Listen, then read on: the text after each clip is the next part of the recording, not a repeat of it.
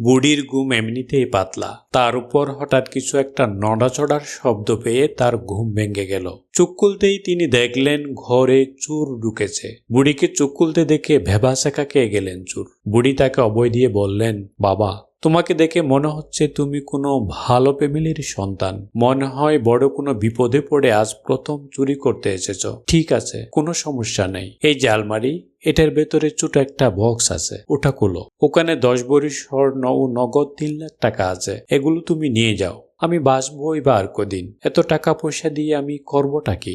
আর বাবা, তুমি যাওয়ার আগে আমার কাছে এসে একটু বসো। আমি একটু আগে একটা আশ্চর্য ধরনের স্বপ্ন দেখেছি। এই স্বপ্নের মানেটা আমি বুঝতে পারছি না। তুমি একটু বলো তো, এই স্বপ্নের মানেটা কি? চোর মনে মনে বলে, আল্লাহ, সব বাড়ির মানুষের মন যদি এই বুড়ির মতো কোমল হতো, তাহলে তো আমার আর কোনো চিন্তাই থাকতো না। এদিকে সেই বুড়ি তার সেই স্বপ্নের কথা চোরকে বলতে শুরু করলো। বাবা শোনো, স্বপ্নে আমি বিশাল বড় এক মরুভূমির মধ্যে হারিয়ে গেছি।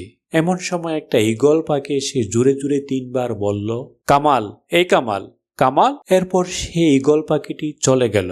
বাবা বলো তো, এর মানে কি? চোর মনে মনে চিন্তা করতে লাগলো, এই স্বপ্নের মানেটা কি হতে পারে। এটা ভাবতেই পাশের রুম থেকে বুড়ির তাগড়া জোয়ান ছেলে কামাল হন্তদন্ত হয়ে ছুটে এলো। এসেই সে চোরকে ইচ্ছা মতো পিটাতে আরম্ভ করলো। বুড়ি ছেলেকে বললেন, এবার থামো, ওর কৃতকর্মের ফল ও পেয়ে গেছে। তখন সেই চোর বলল, না ভাইয়া, থাইমেন না, আমাকে আরো মারেন, যাতে ভবিষ্যতে আমার মনে থাকে, শালার, আমি একটা চোর। স্বপ্নের ব্যাখ্যা করার মতো কোনো জ্ঞানী মানুষ আমি না।